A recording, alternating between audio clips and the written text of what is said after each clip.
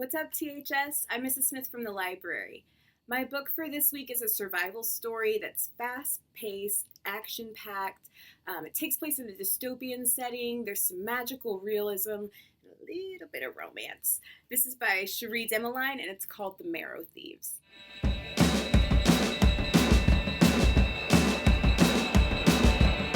In the not-so-distant future where this book takes place, climate change has wreaked havoc on the world. So in North America, both coasts have just crumbled into the ocean.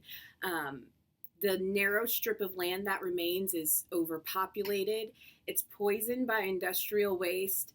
The polar ice caps have melted. It never stops raining. And people are getting sick and they can't sleep.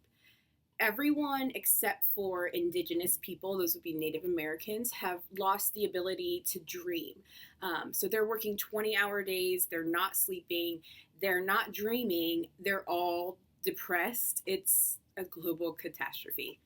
When the world realizes that indigenous people, for some reason that is a mystery to us at the beginning of the story, are still able to dream, they are being hunted by recruiters who will harvest their bone marrow and implant it in other non-indigenous people with the hopes that they can restore that ability to dream and things will get back to normal.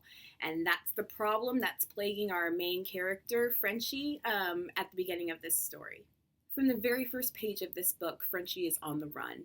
And The Marrow Thieves is the story of his struggle to survive in a world that doesn't recognize him as his own person, as anything more than just a resource for other people. Thieves is a book from the Project Lit reading list, and you can see on the cover all of the awards that it has won since it's been published.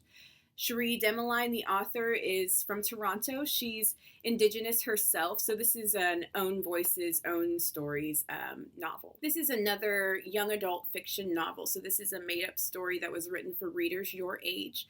As far as the genre and classification, it is both science fiction / dystopian and action adventure survival based. Cherie Demeline is working with quite a few big ideas in this little novel. Primarily the culture, language, heritage, and traditions of indigenous peoples, inequality, racism, and the scarcity of resources, and how as a society that plays into the way that we decide who gets what when there's not much left. So on the challenge meter, The Marrow Thieves is going to be about a 5.5, maybe a 6. Definitely not brain candy, but not too hard for most of us to read, understand, and enjoy.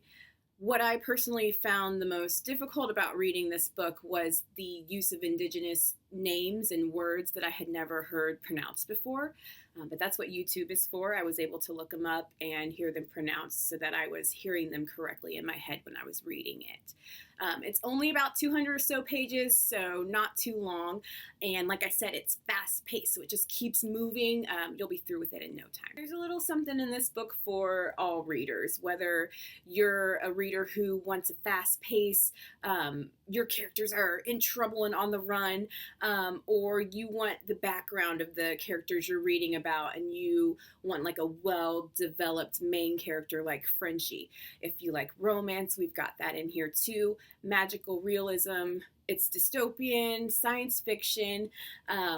It kind of reminds me of The Lord of the Flies and The Walking Dead, which will be obvious once you get into this. And this book is available in our library right now, so you can come visit me with an e-haul pass, use the library website or Google request form, and I can get a copy to you as soon as possible. That's all I have for you for this week. I will be back again with another book talk for you later. Until then, take care. Bye-bye.